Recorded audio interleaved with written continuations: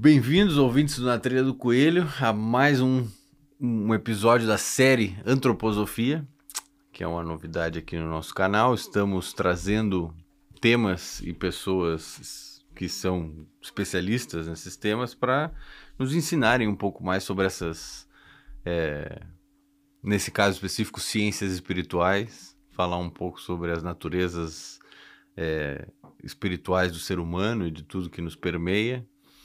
E, enfim, estamos aqui para aprender sobre antroposofia, de onde veio esse movimento historicamente, mas também a história espiritual desse movimento, né, que predata muitas décadas, séculos, a criação dele nesse plano espiritual, eu diria.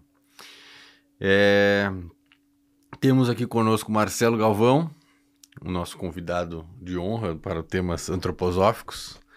E gostaria de estender a palavra para você iniciar o nosso episódio de hoje já com um direcionamento de nos contar um pouco mais sobre Steiner, que é o grande pai aí da antroposofia moderna, pelo menos, que escreveu obras gigantescas sobre temas espirituais e que foi quem definiu muitos conceitos da antroposofia como nós a entendemos hoje.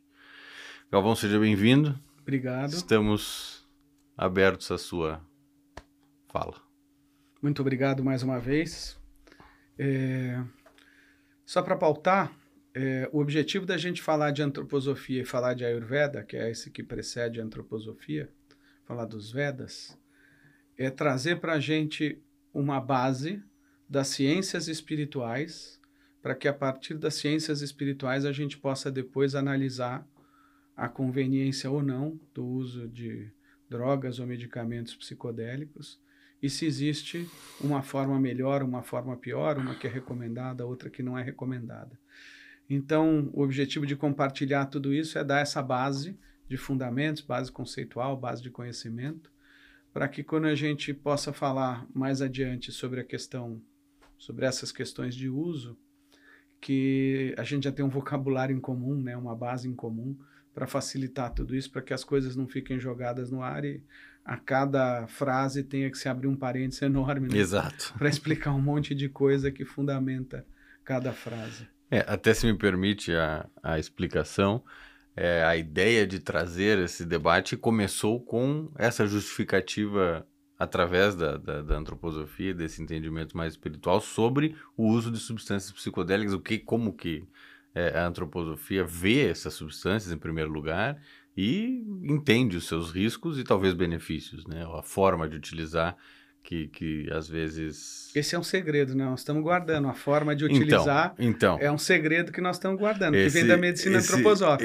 Vai lá para frente, nós vamos deixar no último episódio, você vai ter esse panorama. É isso aí. E aí, quando eu e o Galvão começamos a conversar, nós notamos que é impossível fazer esse debate sem antes fazer um preâmbulo que talvez vai durar alguns episódios sobre a história da antroposofia. E histórias de vida, né? Então, muito obrigado. Então, e fazendo um gancho, antroposofia. Antropos, humano, ser humano, e sofia, sabedoria. É uma sabedoria sobre o ser humano. Perfeito. A antroposofia coloca o ser humano no centro da criação, e o entendimento do que é o ser humano é a base para todo o entendimento da nossa realidade. E é o que pode orientar o que nós devemos e não devemos fazer em todas as nossas decisões na vida. Então, para que a gente chegue lá na frente trazendo algo fundamentado sobre o uso ou não de substâncias ou a forma de fazê-lo, a gente vai precisar primeiro entender o que é o ser humano. Uhum. E é isso que a antroposofia nos traz, numa linguagem moderna, atual, e por isso ela pode ser chamada de uma ciência espiritual ocidentalizada, ao passo que os Vedas e o Ayurveda são uma ciência espiritual ainda orientalizada ou oriental. E as duas se conversam, como a gente disse no primeiro episódio, vem da mesma fonte, vem da mesma origem, com linguagens um pouco diferentes e adaptadas. Mas a ideia, então, é através das ciências espirituais, principalmente através da antroposofia, e o Ayurveda vem para dar um colorido diferente nos entendimentos atuais. Como é que a gente entende o ser humano? Porque só entendendo verdadeiramente o que é o ser humano, em todos os seus níveis de constituição, material, etérico ou vital, astral, espiritual, e de tudo que vive nesses níveis de constituição do ser humano, como forças ou como seres espirituais, é o que vai nos permitir depois entender os riscos, os do's and don'ts, o que deve e o que não deve se fazer, as formas com que pode se fazer, para que não haja riscos. E isso é, no fim do dia, poder falar de antroposofia a partir dessa perspectiva é algo muito interessante. E é um grande desafio, porque o Steiner, em vários momentos em que ele compartilhou conhecimento, ele sempre disse que uma das coisas mais difíceis de se compreender e mesmo de ensinar espiritualmente é o que é o ser humano e do que ele se constitui, e explicar como essa interação entre os diferentes corpos, diferentes seres, diferentes níveis ou dimensões do ser humano, como elas interagem e como isso vai se refletir nos processos de saúde e nos processos de doença. Por isso que há aquela máxima, conheça-te a ti mesmo. Se o ser humano for capaz de conhecer a si mesmo, ele é capaz de conhecer o universo.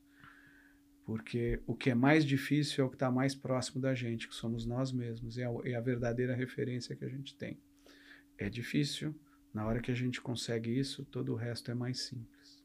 E a antroposofia vai fazer um ping-pong entre micro e macrocosmos, entre conhecimentos sobre o que a gente é e como é que isso se insere, como todos os processos do ser humano, como tudo do ser humano, se insere em todo o desenvolvimento do universo planetário, do nosso sistema solar, da vida humana, dos outros seres todos, como o ser humano se relaciona com tudo isso.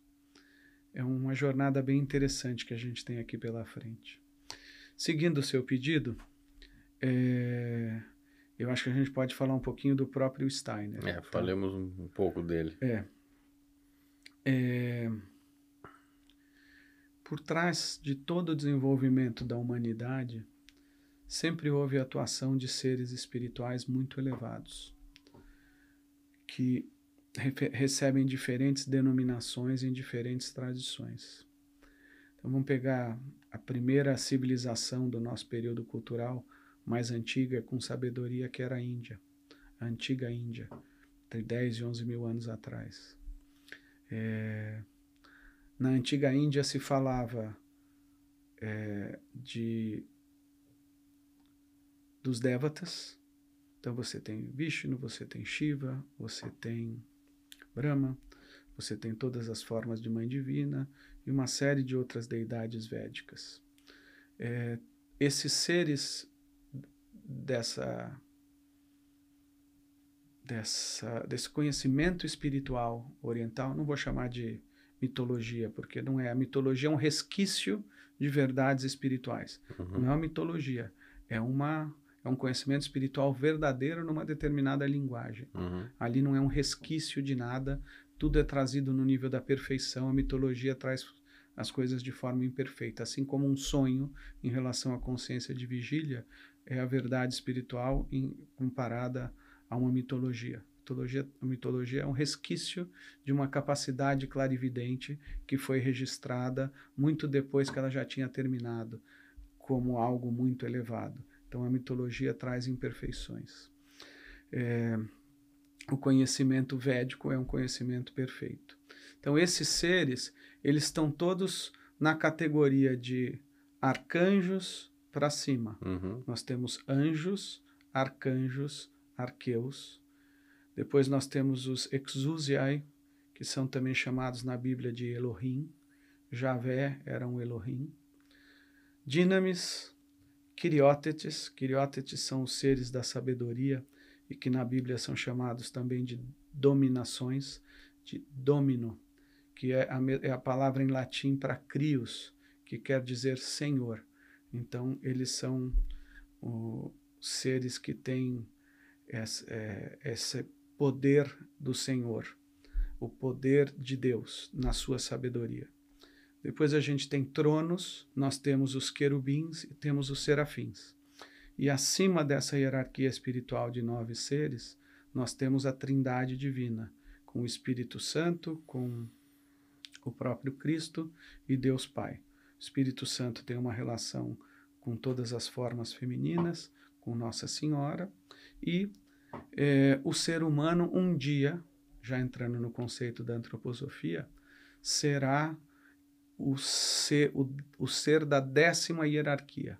Nós temos ainda íons de desenvolvimento, mas o objetivo da nossa criação é que a gente um dia seja o ser do amor, como os serafins, que são os primeiros, na primeira hierarquia, os mais elevados, são seres do amor.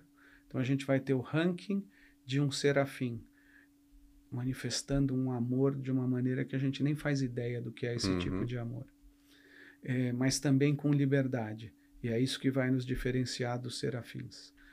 A gente teve livre-arbítrio, liberdade de escolha para chegar naquele nível. Todos esses seres, eles servem à criação divina. Então não tem esse elemento de liberdade na atuação deles. Eles fazem aquilo que é determinado por Deus dentro da criação. O ser humano, ele pode ter o prêmio de se tornar a 10ª hierarquia, ou ele pode afundar de vez e se tornar um ser das hierarquias sombrias e não das hierarquias de luz. E isso vai acontecer, todas as tradições trazem essa possibilidade de evolução em evolução, de você se elevar ou de você decair. O cristianismo, a Bíblia é repleta disso, os Vedas também são repletos disso. Mas, enfim, esses seres espirituais que eram guias da humanidade nessa época da Índia, eles estão no ranking de arcanjos para cima. Então, toda essa digressão para explicar onde se encaixam esses arcanjos. E estes arcanjos sempre se manifestam, ou eles ou seres superiores. Se você pegar nos Vedas, por exemplo, Indra não é mais um arcanjo, ele já é um exousiai, que seria anjos, arcanjos, arqueus, exousiai, ou o que eu chamei de Elohim, com as palavras da Bíblia. Então esses seres estão todos aí, bem um grau superior ao grau humano. O primeiro grau depois de nós são os anjos, e os anjos já têm capacidades, consciência bem diferenciada da nossa. É mais difícil entender o que são esses seres ainda mais elevados. Então, aí o que a gente tem é que estes seres foram sempre os guias da humanidade. Eles se ligavam às consciências dos seres humanos, e esses seres humanos guiavam povos de diferentes épocas, de diferentes culturas. A gente tem isso ainda muito avivado na nossa memória com os faraós do Egito, que eram considerados deuses, representantes dos deuses ou deuses. Eles tinham esses seres atuando neles, e isso era algo bastante difundido em toda a cultura e ficou preservado para a nossa cultura. A gente tem uma relação muito forte com a cultura egípcia, porque a gente hoje está vivendo numa oitava acima muitas das coisas que aconteceram na época egípcia. Quando a gente falar das diferentes épocas e das diferentes períodos culturais, a gente pode tratar disso. Enfim, aí o que a gente tem, outros exemplos, se a gente voltar nos próprios Vedas, a gente tem os Manus. Manu era um homem no qual se manifestava um arcanjo, e este homem, ainda muito primitivo, pouco desenvolvido, antecipou o desenvolvimento de algumas qualidades dos seres humanos daquela época e pôde ser guia da sua humanidade, ou do seu povo naquele período, em função dessa conexão com esses seres espirituais. E o Manu é algo muito conhecido nos Vedas e também na Bíblia. Quando a gente fala de Noé na Bíblia, Noé era um Manu. ou seja, um ser humano através do qual a entidade do Manu se manifestava. Tá? Que viviam grandes períodos de tempo, tinha uma série de... Essa questão dos grandes períodos de tempo é porque Manu é um título. Então você tem vários momentos diferentes na Bíblia ou nos Vedas em que se fala do Manu. E por quê? O Manu espiritual ou ser espiritual era o mesmo, mas já eram diferentes seres humanos encarnados que estavam sendo orientados por esse ser arcangélico que se manifestava ali como mestre da humanidade. Okay. Tá? Tem muitos detalhes, assim, as ciências espirituais, sejam os Vedas, seja a antroposofia, não são nada triviais. Tudo aquilo que você pode imaginar num raciocínio rápido, curto, superficial, é normalmente completamente diferente do que se revela quando você entra a fundo nesses temas e vai buscar, como o Steiner buscou, e a gente vai falar aqui, ou como os Rishis buscaram, esse conhecimento. E aí eu estou trazendo isso para dizer que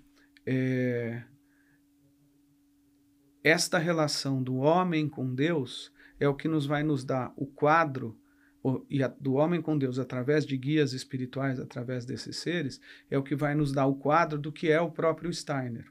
Tá? Além desse Manu e desse ser se manifestando, o que existe é que existem 12 almas ou 12 individualidades que são os guias da humanidade há muito e muito tempo. Tá?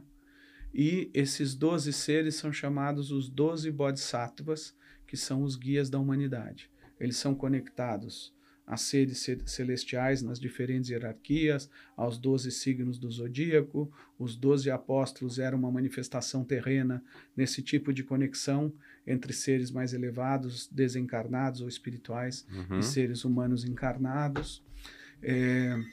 Perdão, esqueci o telefone aqui dentro da sala. Eu volto aqui. Os 12.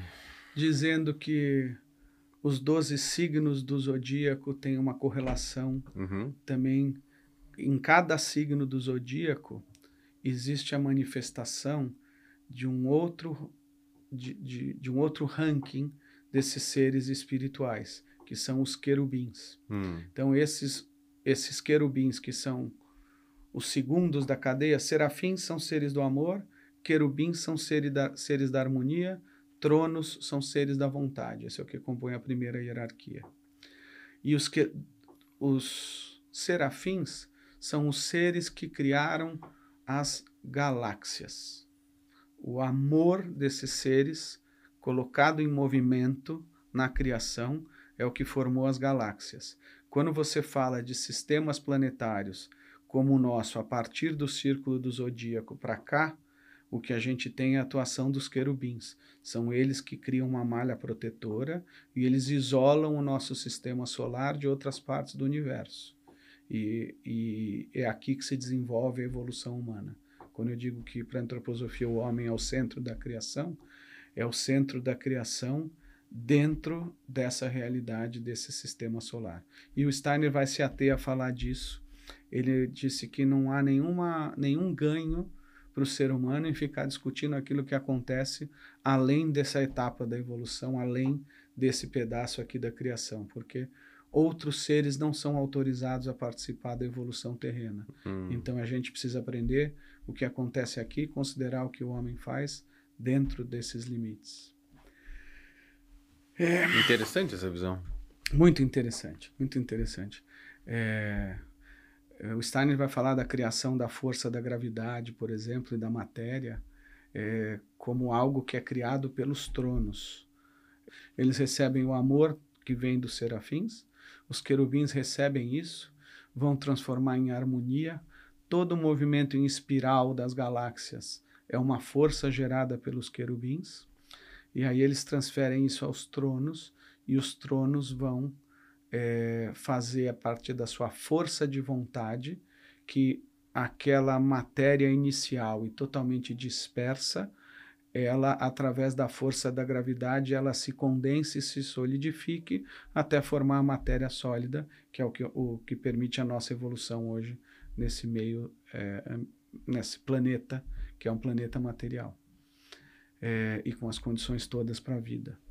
Então a gente pode um dia, fica mais para frente, mas a gente pode falar de todos os aspectos da física também, com relação à atuação de seres e de forças espirituais. Uhum. Tudo são seres espirituais. É a nossa incapacidade de enxergar por trás dos fenômenos materiais a atuação e a vida, a existência de seres espirituais, o que nos mantém em maia, o que nos mantém na ilusão de que só o que existe é o material.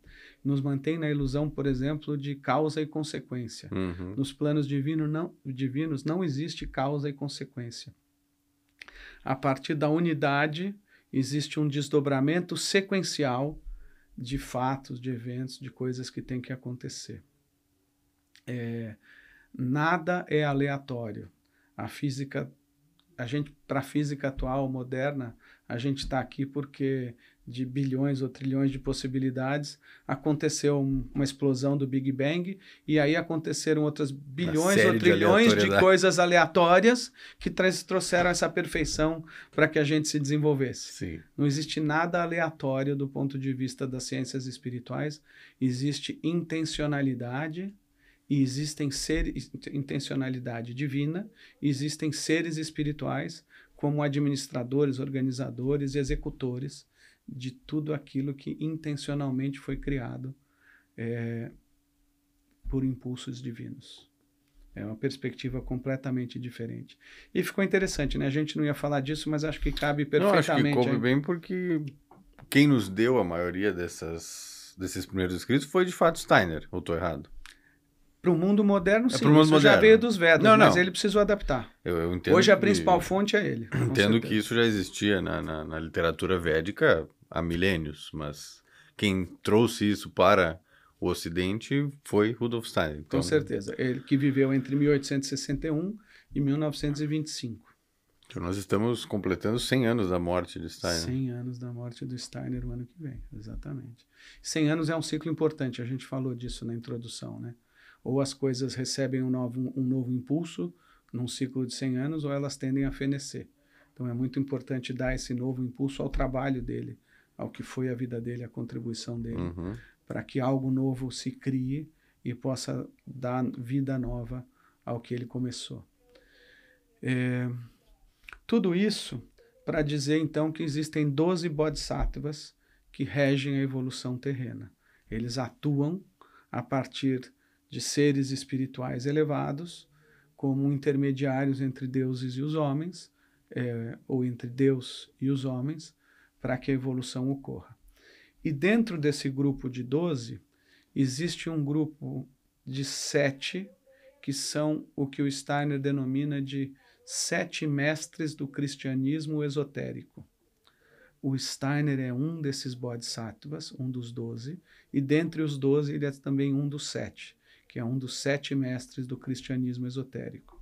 Quem são esses mestres do cristianismo esotérico? São 7 mestres do cristianismo esotérico: Steiner, Zaratustra, Buda, Sitianos, Maitreya, Cristiano Rosa Cruz e o mestre Mani, que é o mais importante para a gente falar agora, porque a gente estava falando do Manu, correto? Sim.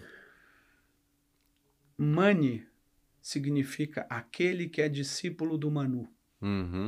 Então, da mesma maneira que um ser espiritual atuava através de um homem para que esse homem fosse o guia da humanidade, o mestre Mani é o primeiro ser humano que está sendo preparado para um dia ser um Manu humano.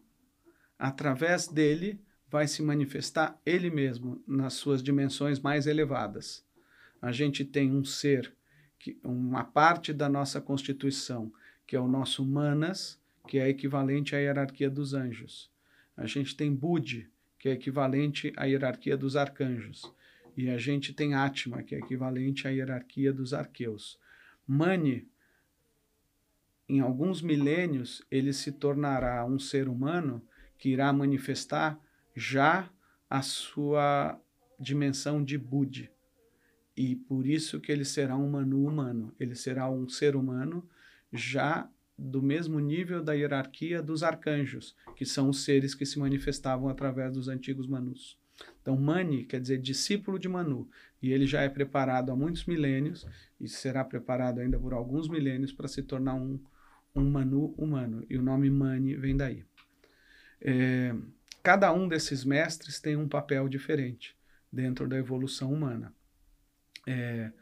O mestre Zaratustra, por exemplo, que viveu na antiga Pérsia, ele se reencarnou e ele é o Jesus do Evangelho de Mateus na Bíblia. Não vou entrar nisso agora, mas há uma diferença entre o que narra o Evangelho de Mateus e o que narra o Evangelho de Lucas. Zaratustra reencarnou como Jesus do Evangelho de Mateus. Buda, a gente sabe um pouco da história do Buda. O Buda hoje ele não se encarna mais.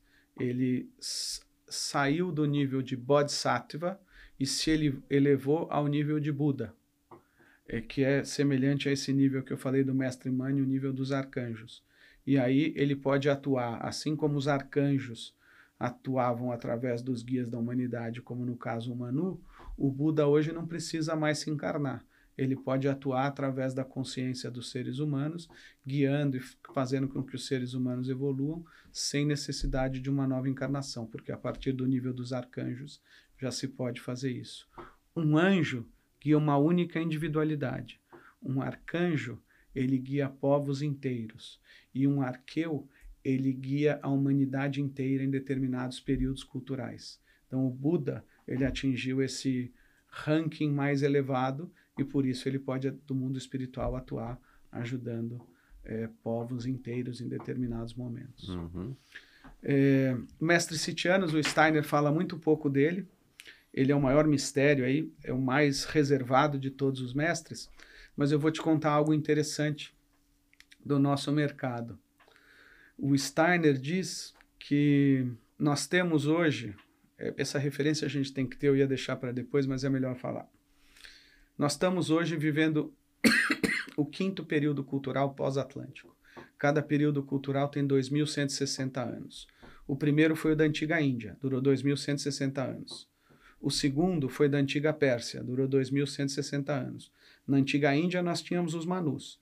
Na antiga Pérsia nós tivemos Zaratustra como grande líder. E através dele se manifestavam seres espirituais de uma hierarquia mais elevada. Depois a gente tem no terceiro período cultural, nós temos o período egípcio, caldaico, babilônico, assírio e hebreu, tá? E aqui a civilização dominante foi a dos egípcios. No 4º período cultural, a gente tem a civilização greco-romana, que é quando nasce o Cristo. Esse período havia terminado a predominância grega e havia a predominância romana. Eu estou fazendo assim, ó, porque a humanidade ela vinha decaindo e a partir do evento do Gólgota, a encarnação do Cristo, ela volta numa curva ascendente, segundo a antroposofia. E aí nós estamos já no 5º período cultural pós-atlante. Esse período cultural pós-atlante é o período cultural germano-anglo-saxão, onde os povos de língua germana e de língua inglesa, basicamente a Alemanha e a Inglaterra, e os Estados Unidos, o que eles têm de predominância é por fazerem parte, por serem um braço da Inglaterra, principalmente, mas é predominante germano-anglo-saxão, é esse nosso 5º período cultural pós-atlântico.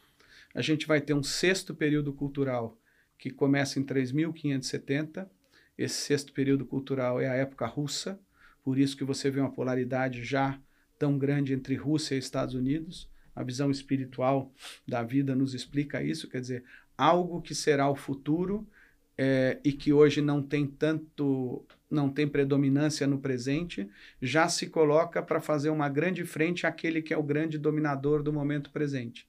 É em função do que será a Rússia na própria época que ela já se coloca dessa maneira e com essa polaridade. E aí a gente tem o 7º período cultural pós-atlântico, que será a época das Américas. E aí não será uma prevalência dos Estados Unidos, mas das Américas como um todo, onde o principal protagonista vai ser o Brasil. E isso é 3.570, mais 2.160 anos, mais ou menos, que é quando o Brasil passa a ter uma predominância como as Américas, mas o Brasil como parte das Américas, como o povo que tem maior influência em todo o destino da humanidade. Assim como hoje a gente sabe que é o germano-anglo-saxão. Sim. 7 períodos culturais, e aquilo que eu falei do Egito, existe um espelhamento entre eles. A época índica, ela vai ser espelhada a primeira com a 7ª, na época das Américas. A segunda, que é a época persa, ela é espelhada junto com a 6ª, que vai ser a época da Rússia. E a terceira, que é a época egípto-caldaica, ela é espelhada no 5º período, que é o nosso. Por isso, esse maior entendimento Existe nosso... uma ressonância. Uma ressonância. A gente consegue entender melhor muitas coisas que vêm da cultura egípcia do que da persa, por exemplo. E a gente vai entender da índica porque ela foi a primeira e é só quem tem vínculo com a Índia. Quem não tem, não vai ter isso. Mas, em geral, a gente entende um pouco melhor as questões do Egito. Uhum. Muitas das almas encarnadas ali estão hoje encarnadas de novo, fazendo lições a respeito do que elas têm que ajustar daquela encarnação. Esse é um dos conceitos que a gente pode aplicar aqui. Antes disso tudo, a gente faz uma conta, 2.160 anos, a gente está na metade dessa época, foram 4 anteriores, a gente tem mais ou menos 10 mil anos para trás. Sim. Então, entre 10 e 11 mil anos para trás, a gente tem o período da época atlântica. Antes de existir o 5º período, o período cultural pós-atlântico, houve um período atlântico, antes dele houve o período lemúrico, sempre 7 períodos. Toda essa divisão da evolução é de 7 em 7. Dentro de cada era existem 7 subdivisões, enfim. O planeta Terra ele tem 7 encarnações, nós estamos na 4ª encarnação do planeta Terra, ainda tem 3 mais para frente para a gente completar o que se espera do nosso ciclo evolutivo como seres humanos, dentro de um sistema fechado, vamos dizer assim. Uhum. Então, tudo isso, de novo, essa grande digressão para falar sobre o mestre Sitianos e para falar sobre cannabis. É aí que eu queria chegar. Eu achei que você ia fazer esse gancho, mas eu não... É aí que eu queria chegar. O que o Steiner diz é o seguinte, que no final do período atlântico, que teve o dilúvio, e ele ocorreu durante, acho que 1.000 ou 2.000 anos, a Atlântida foi afundando aos pouquinhos, tá? Ou talvez centenas de anos, esse eu não me recordo agora. Mas há um período ali atrás em que, em função da Atlântida ela estar afundando aos poucos, você teve grandes correntes migratórias para salvar uma parte da população atlântica, que é o que deu origem a todas as nossos povos, civilizações do período pós-Atlântida. Não acabou um mundo e começou outro ali. Houveram correntes migratórias, saindo do que é hoje o Oceano Atlântico e indo de um lado para as Américas, de um lado para a Europa e para a Ásia, para criar novas colônias. E o que o Steiner diz é que esta migração, essas correntes migratórias, só puderam ocorrer em função do homem ter domesticado a planta da cannabis, que na época não é a cannabis que a gente conhece hoje, era o cânhamo, com baixíssimo THC, que é o mesmo cânhamo, o hemp, que é mencionado nos Vedas como medicamento para epilepsia já, e para N outras coisas. E por que que foi assim? Porque a cannabis, ela tem ciclo curto, você pode dizer melhor do que eu. Ela é considerada weed, que é uma erva daninha, então ela cresce em qualquer condição. É uma das plantas com certeza mais versáteis. Mais versáteis, exatamente. E para os seres humanos migrarem, era necessário que os animais, o gado, migrasse junto com eles, para dar leite, para dar manteiga, para uma série de outras coisas. E então o cânhamo, ele foi alimento para os animais e alimento para os seres humanos durante todas essas migrações. E aí você podia ficar pouco tempo num determinado local, porque você conseguia um cultivo de ciclo curto, poucos meses, e é um alimento que, além de trazer a proteína que era necessária, vamos dizer assim, é um alimento que traz muita vitalidade. O CBD é um elemento etérico, poderosíssimo, é muita vitalidade. Então, um gado e um ser humano que se alimenta do cânhamo, contendo CBD, bastante CBD nele, ele consegue ter uma resistência muito grande para grandes deslocamentos. E foi isso que aconteceu nessas migrações. E isso coincide exatamente com a marcação que a genética atual nos traz. Sim. Tá? A gente ouve os pesquisadores dizendo, tem um pesquisador famoso brasileiro que diz que as duas coisas mais domesticadas pelo homem foram os cães e a cannabis. Uhum. E é exatamente isso. E data de 10 a 12 mil anos atrás essa domesticação da planta da cannabis, o que é absolutamente coerente com esse uso para as grandes migrações. A Ásia Central, as primeiras evidências de cultivo, ainda que ainda era a China na época e em norte da Índia. Sim. As primeiras domesticações que se tem registro arqueológico. Sim. E, curiosamente, os primeiros registros arqueológicos que têm evidências de uso da cannabis como medicamento, né? Ou que eles adoram chamar de uso ritualístico, mas, na verdade, o uso da resina da planta como um medicamento, seja como os indianos fazem tradicionalmente o haxixe, ou seja, na China eles provavelmente também faziam uma resina da planta e usavam de alguma forma como um anestésico, anti-inflamatório, com certeza ainda muito alto em CBD. Nós ainda vamos entrar nisso. Tem uma série de mistérios aí para a gente lapidar esse conhecimento. Mas confirmando o que você disse, uma das primeiras correntes migratórias da antiga Atlântida já ocorreu bem antes do final da Atlântida, quando a quinta época, na realidade o que se chama de época hoje, na Atlântida, se chamava de raça, porque os povos eram muito bem definidos e muito diferentes. Não é como é hoje, em que o período é cultural. O que nos distingue são diferentes culturas e não diferentes etnias no mundo de hoje, e já é assim há muito tempo. Naquela época era uma questão racial, a conformação física do ser humano era muito diferente. E esses povos do quinto período atlântico são os povos que primeiro migraram para a Mongólia, exatamente a referência que você tem aí de que a China tem os primeiros registros do uso da cannabis, é exatamente por isso. Na verdade, acho que até são nas estepes eurasiáticas, então... Perfeito, mas é esse primeiro a Mongólia, movimento, é a Mongólia, exatamente. Eu falei com você, eu disse para você no nosso primeiro encontro, que até hoje nada do que o Steiner disse foi provado ser errado. E cada vez mais a ciência moderna vai confirmando tudo o que ele disse. Você acabou de me dar um exemplo que confirma isso, eu te dei um outro que confirma isso. Enfim, não vou falar aqui muito sobre o mestre Sitianos, porque ele é o mais nos bastidores de todos os mestres.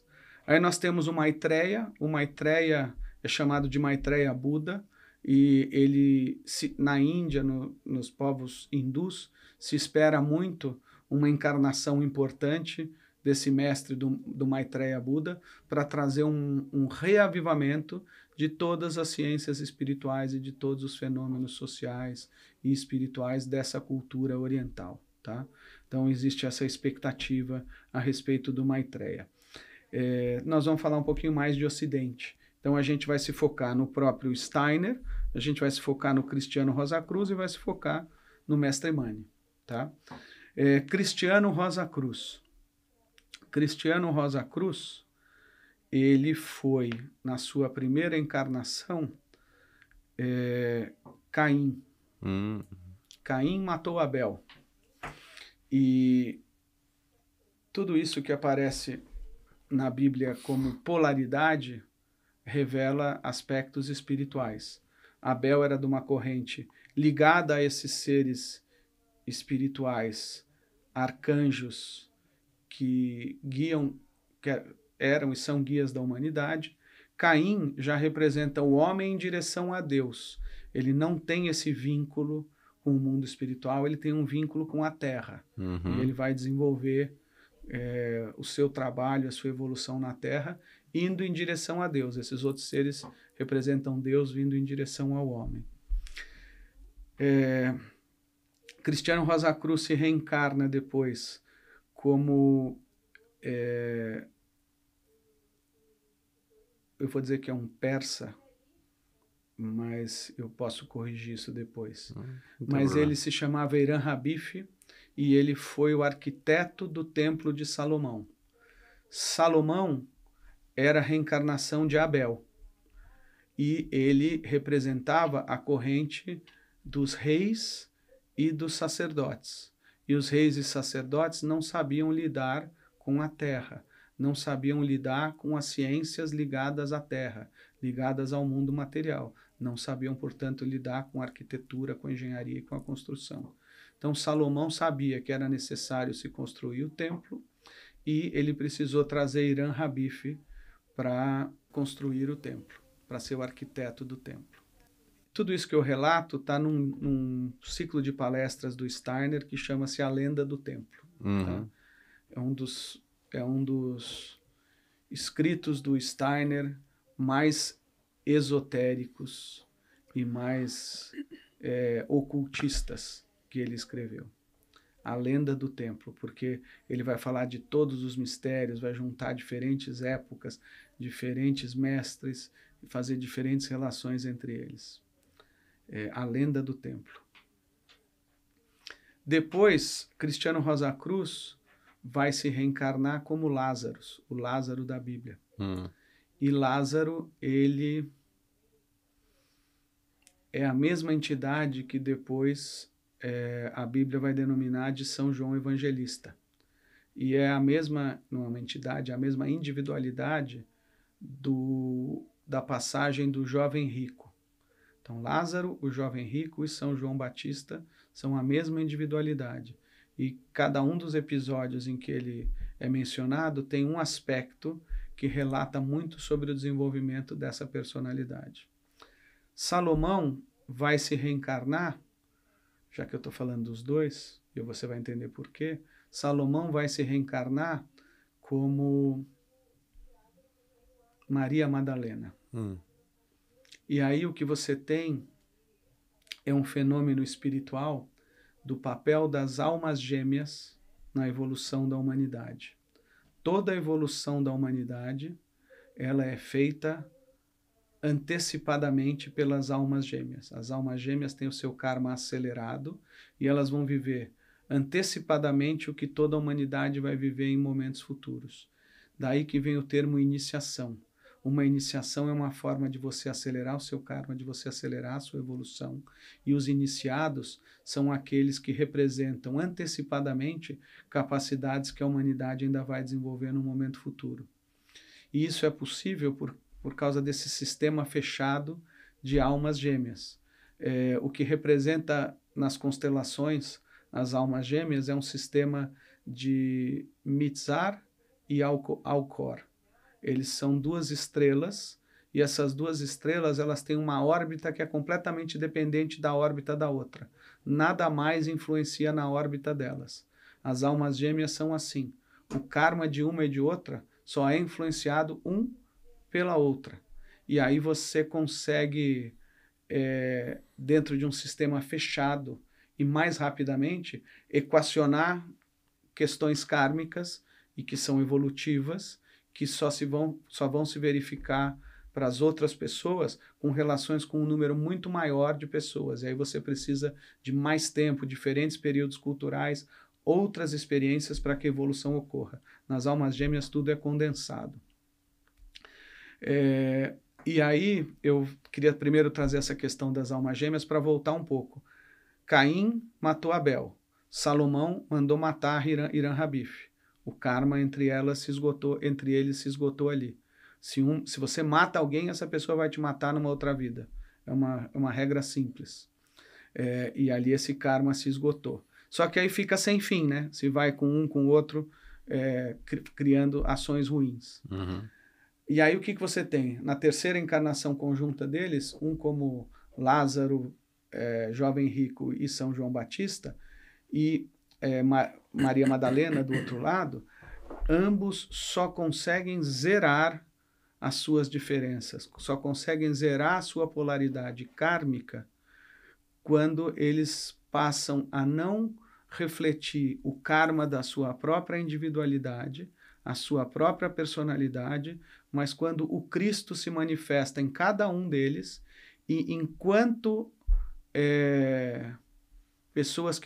almas que manifestam o Cristo interiormente, deixa de haver divisão, deixa de haver diferença, deixa de haver separação entre elas. E aí que o karma dessas almas gêmeas se esgota, e aí elas podem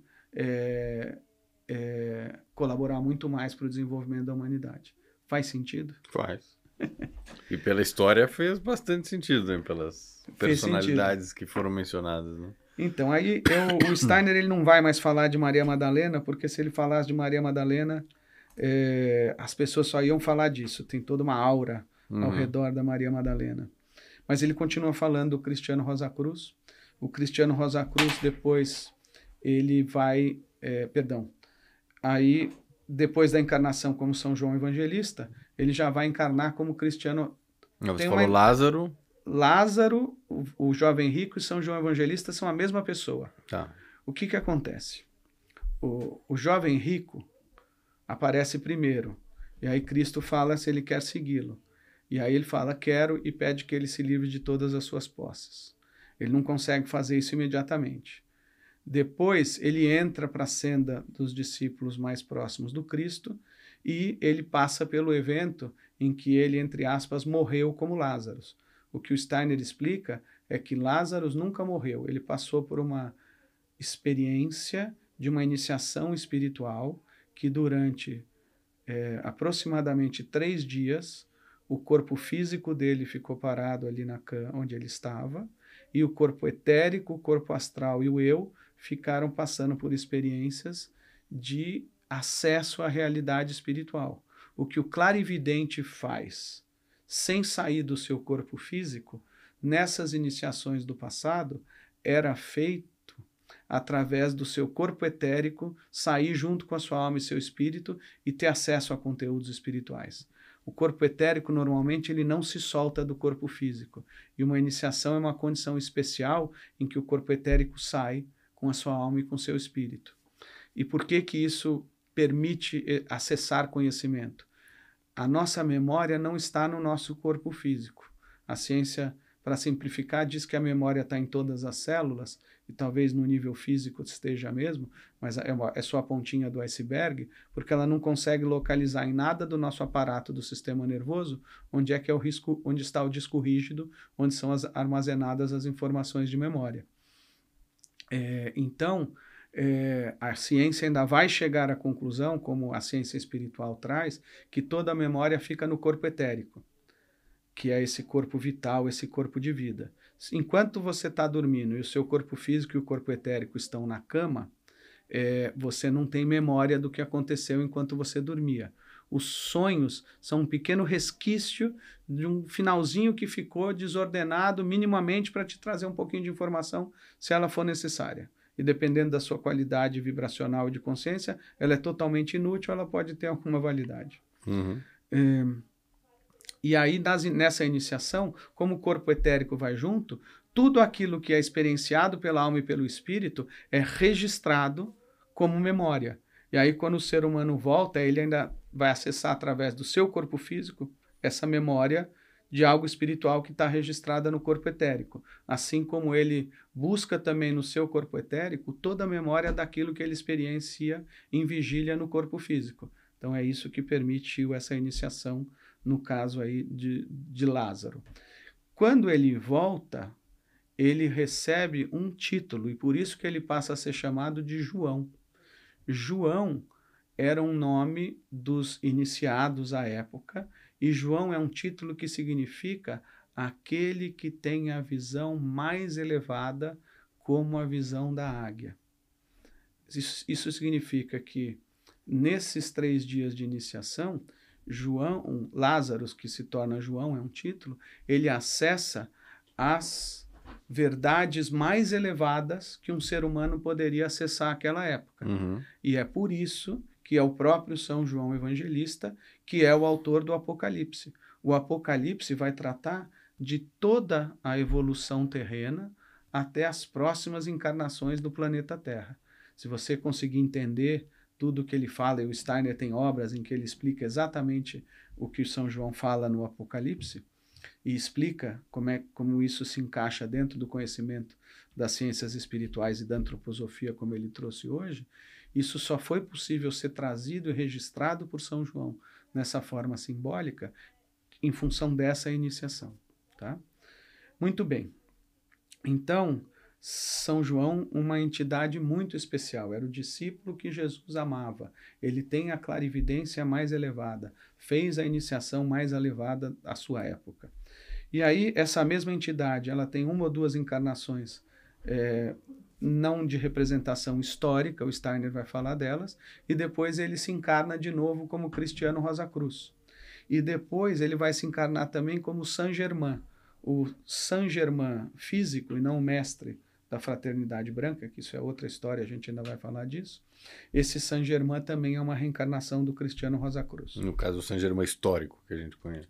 É um Saint Germain mais histórico, Porque você tem também... esses seres da fraternidade continuam se manifestando nos seres humanos. Uhum.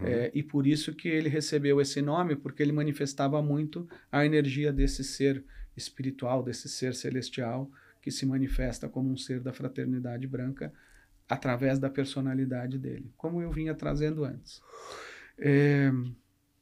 Muito bem. E aí chegamos em... Calma, você vai cortar esse pedacinho aqui. Cristiano Rosa Cruz. Queria dizer mais uma coisa. Começa daqui de novo. O Cristiano Rosa Cruz, depois do século XV, onde ele teve uma iniciação muito especial, ele passa a reencarnar todos os séculos. A cada 100 anos ele está encarnado novamente. Isso não é um processo normal. Entre uma encarnação e outra do ser humano, podem transcorrer 2.160 anos, ou deveria ser um mínimo de 700 anos dentro de um processo normal. E não é um processo normal que alguém reencarne de 100 em 100 anos e com o mesmo efeito de ter feito os 2.160 anos. Porque aí ele faz tudo o que ele tem que fazer no pós-morte antes de preparar corretamente a sua nova encarnação. Em função do alto grau de desenvolvimento de um mestre como Cristiano Rosa Cruz, ele pode se reencarnar de 100 em 100 anos, muito rapidamente, e mesmo assim ter preparado corretamente e ser capaz de, a cada encarnação, trazer uma série de benefícios e desenvolver todo o trabalho que ele tem que desenvolver. E é por isso que na Bíblia você tem um diálogo entre São Pedro e o Cristo. No próprio Evangelho de João, é ele que narra isso, falando de si mesmo, mas ele não diz isso, que era ele. Pedro pergunta, e esse que vai à minha frente? E aí Cristo responde, o que lhe importa se eu quiser que ele fique sempre aqui? É uma frase mais ou menos assim, que ele esteja sempre aqui ou que ele fique. E aí o São João fala, e correu entre os discípulos o rumor de que aquele discípulo viveria eternamente ou não iria desencarnar. Na realidade, o que o Cristo estava dizendo é disso que iria acontecer com ele no futuro, em que ele iria sempre reencarnar e estar sempre presente a cada século como um guia da humanidade. Normalmente de maneira bastante velada. Normalmente você só sabe da vida de um desses mestres, para alguns deles, 100 anos após eles terem encarnado. Isso mudou com o Steiner e agora já é uma coisa mais aberta. Enfim, então Saint Germain são também às vezes várias encarnações de individualidades diferentes e que receberam esse nome de Saint Germain e que eram o Cristiano Rosa Cruz. E aí a gente tem também o mestre Mani. E esse mestre Mani é aquele mestre que eu comentei que ele será o primeiro Manu humano. Ele está sendo preparado já há muitas vidas para isso. Quem foi esse mestre Mani, então? Ele teve uma primeira encarnação importante como discípulo do Manu. Ele tem, talvez me falhe a memória aqui para uma ou duas encarnações dele, mas ele tem uma encarnação muito importante na Pérsia, onde ele vai trazer os valores cristãos e do Cristo para a doutrina do Zaratustra, que viveu antes dele. Ele é também, no Egito, o discípulo de Saís, que tira o véu de Ísis e morre instantaneamente. Isso é um símbolo de uma iniciação mal sucedida. Ele ainda não estava pronto para acessar o conhecimento espiritual e a encarnação dele é interrompida naquele momento. Na Bíblia, ele é o jovem de Naim, que era filho de uma viúva e que é ressuscitado pelo Cristo também. O Cristo ressuscita 3 pessoas. Ressuscita o Cristiano Rosa Cruz, que é um mestre, ressuscita também o Mani, que era esse jovem de Naim, o filho da viúva, e ressuscita também a Tabata, uma menina, tá? Enfim, desses dois que ele ressuscitou são o Cristiano Rosa Cruz e o Mestre Mani, que são 2 dos 7 mestres do cristianismo esotérico e que são bodhisattvas. O Mestre Mani, ele também vai reencarnar depois em diferentes momentos. Ele é, por exemplo, o Parzival histórico. Então, toda a lenda do Parzival não é uma lenda efetivamente. Mani encarnou, ele foi o Parzival histórico, e todo esse processo de desenvolvimento dele, com erros e acertos, sofrimento em decorrência dos erros que ele causa para si mesmo e que ele causa para os outros, é um processo que o Steiner denomina que ele é como se fosse o arquétipo do desenvolvimento da alma da consciência. O ser humano hoje, todos os seres humanos deveriam estar desenvolvendo o que o Mestre Mani desenvolveu já na época quando ele era o Parzival. E é um processo em que você erra, você tem liberdade primeiro, você erra, você descobre as consequências dos seus erros, começa a entender e interpretar as leis do karma, e aí você corrige isso. Se possível numa encarnação, se não nas encarnações futuras. Já que você pediu para a gente entrar hoje já em reencarnação e karma, essas pequenas ilustrações nos ajudam talvez muito melhor a entender a dimensão do que é essa questão de reencarnação e karma. Então, eu vou me ater um pouquinho ao Mestre Mani, vou parar um pouquinho aqui, eu acho que a gente pode um dia falar só do Mestre Mani, senão é muita coisa. Então, estávamos falando dos 7 mestres do cristianismo esotérico. Sim. São esses, que são de 7, que fazem parte de um grupo de 12, que são os 12 bodhisattvas que guiam a humanidade. E aí, a gente estava falando tudo isso para falar do Steiner. Então, vamos falar agora das encarnações do Steiner.